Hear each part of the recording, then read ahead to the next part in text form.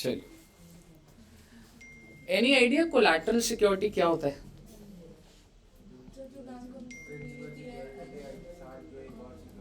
Exactly एक और, यानी कि बोले तो collateral security is additional security.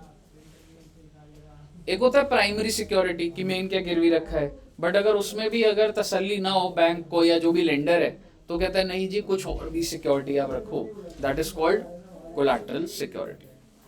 Sir ये कैसे होता है, इसमें क्या है? बहुत ही छोटा सा कॉन्सेप्ट है बच्चे। मान लो कंपनी है, कंपनी नीड फंड्स, कंपनी को फंड्स की जरूरत है बच्चे, और कंपनी किसके पास गई? बैंक के पास। तो कितने रुपए की फंड्स की जरूरत है? 1 करोड़। बैंक ने बोला दे देंगे जी आपको 1 करोड़ रुपए, तो बैंक ने डिसबर्स कर दिया। डिसबर्स का मतलब ये होता है, आपको पता है जब आप लोन लेते हो, आपको 1 करोड़ का लोन मिल गया, तो वो पैसा आपको कैश में देते हैं, बैंकर आता है आपके घर पे कैश लेके। फिर कैसे होता होगा? आप अपना अकाउंट बताते हो, ये मेरा सेविंग्स अकाउंट है, इसमें डाल दो पैसे। आपका एक अकाउंट खुलता है, समझ रहे हो? ऐसे नहीं होता मेरा सेविंग्स अकाउंट है, नंबर नोट करो 1 करोड़ ट्रांसफर करो, समझ रहे हो? बैंक कहता है आपका एक अकाउंट खोल देंगे और उस अकाउंट से विड्रॉ कर सकते हैं।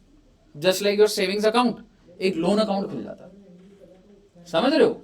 तो बेसिकली बैंक ने डिसबर्स मतलब एक नया अकाउंट खोल दिया आपका, और बैंक ने बोला जी रेट ऑफ इंटरेस्ट है 12%, और बैंक ने एक चीज बोली कि आपको ना अपनी प्रॉपर्टी गिरवी करनी पड़ेगी, उसको बोला जाता है मॉर्गेज। समझ रहे हो? चार्ज बोलते हो, मॉर्गेज बोलते हो। और क्या मॉर्गेज करना पड़ेगा?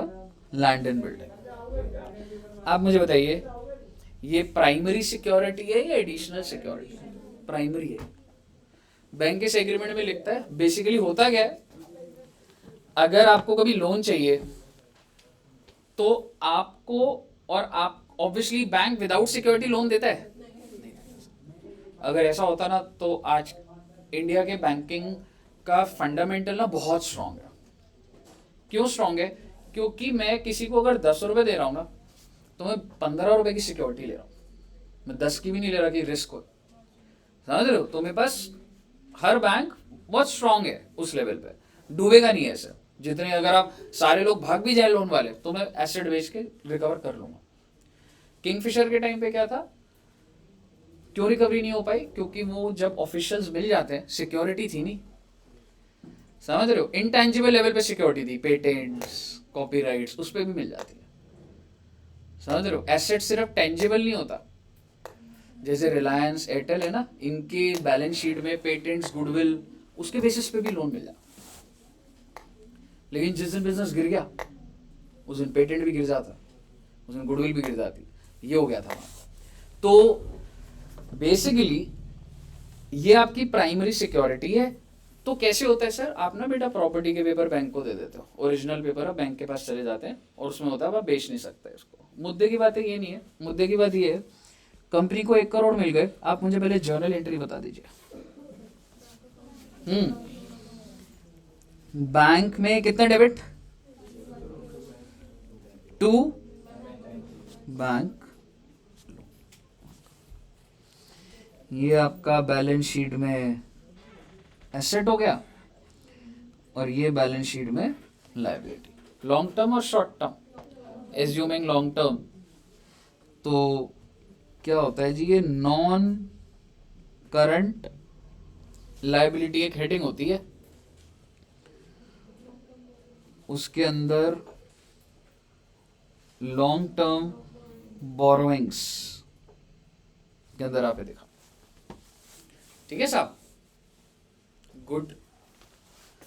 सर इसमें एडिशनल की क्या बात है? अभी तो मैंने बात ही नहीं करी, मैं तो पहले नॉर्मल कह रहा था बैंक से लोन मिल गया, लेकिन बैंक कहता है कि अभी ना इतने से हो नहीं पाएगा।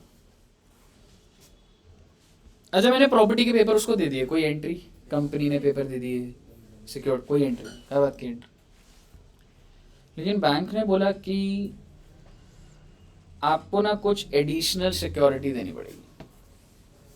एडिशनल बोले तो कंपनी ने बोला एडिशनल का मतलब, बैंक ने बोला कि आप ना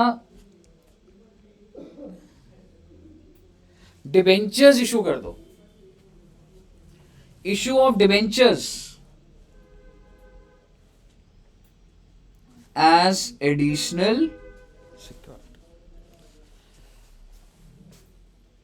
कंपनी ने बोला कितने रुपए के? कंपनी बोला 1 करोड़ के कर दो। बैंक ने बोला 1 करोड़ के कर दो, लोन 1 करोड़ का है।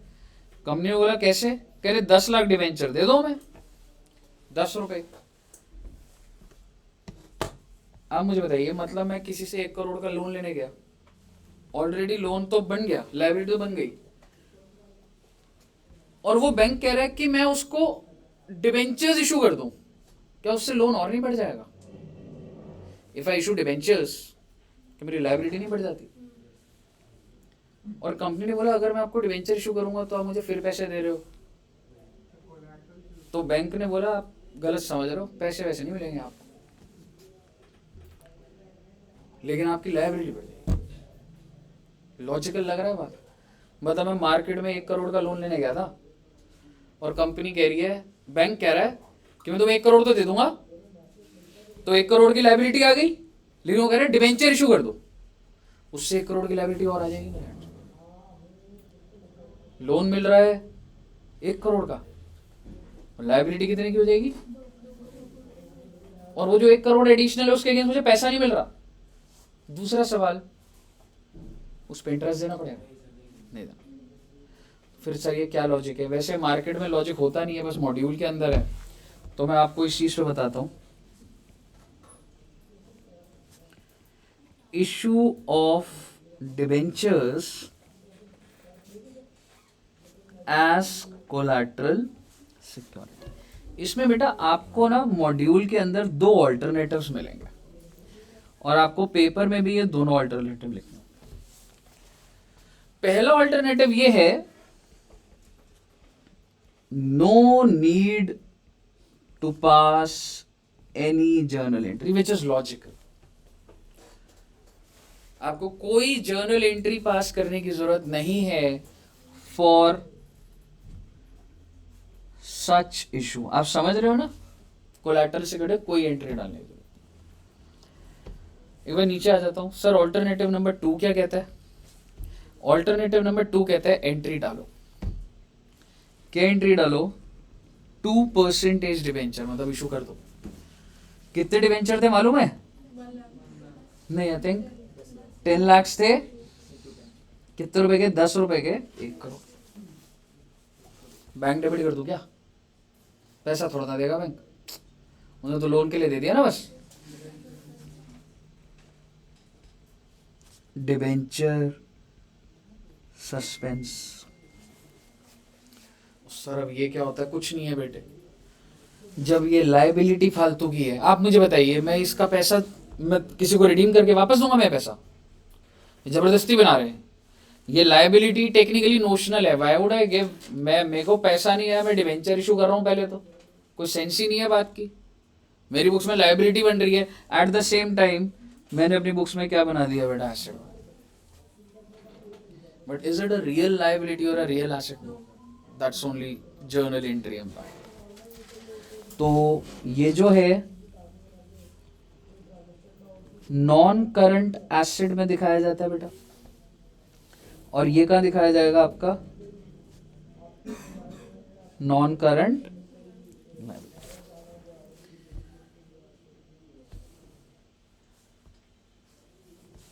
यानी कि अगर तुम ये वाले ऑल्टरनेटिव की बात करोगे, ऑल्टरनेटिव नंबर 2, सोच के देखो, बैंक में कितने रुपए आए? 1 करोड़। सोच के देखो, बैंक लोन कितने का? परसेंटेज डिवेंचर कितने के? और इधर क्या आ जाएगा रे? Very very very good. ये है जी ऑल्टरनेटिव नंबर 2। और सर अगर ऑल्टरनेटिव नंबर 1 होता तो बैंक में कितना?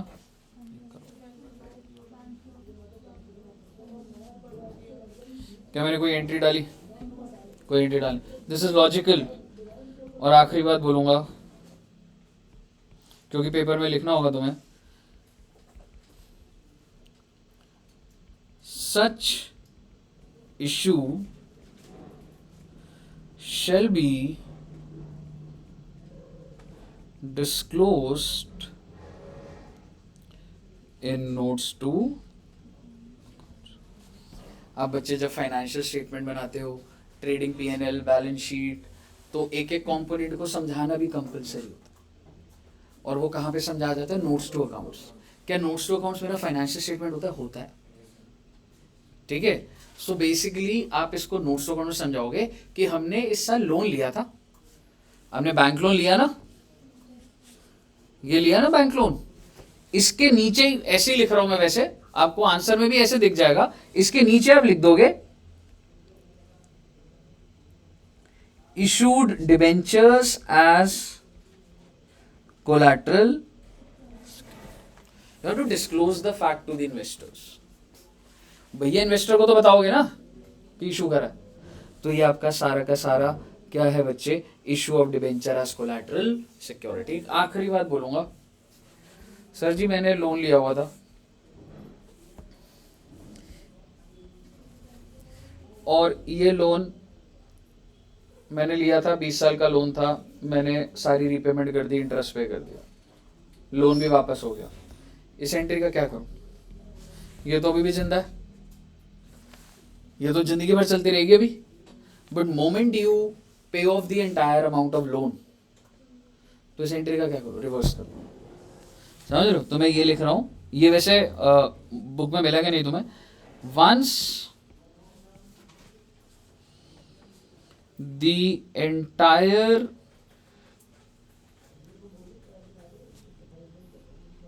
Amount of loan is repaid, तो हम एंट्री डाल देंगे percentage debentures 1 crore to debenture suspense. Logical. आखिरी बात बेटे,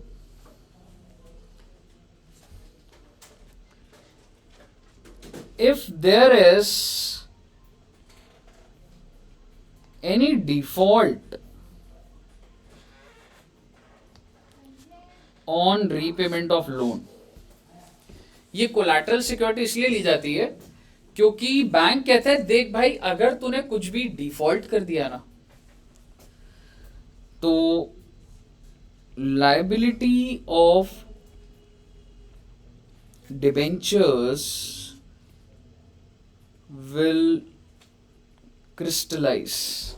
क्रिस्टलाइज बोले तो ये एक्चुअल लायबिलिटी बन जाएगी, और ये एग्रीमेंट में लिखवा दूंगा कि देख भाई एडिशनल सिक्योरिटी का मेन मुद्दा ये है डराने का, और अगर तूने मुझे लोन का पैसा नहीं दिया तो ये एक्चुअल लायबिलिटी बन जाएगी। तो जो भी बोरोवर है ऑब्वियसली ही नोज कि अगर अब मैंने रीपेमेंट के अंदर डिफॉल्ट करा तो एक तो मेरी सिक्योरिटी भी उनके पास वो बेच सकते हैं, दूसरा this liability which is a notional liability might convert into actual liability.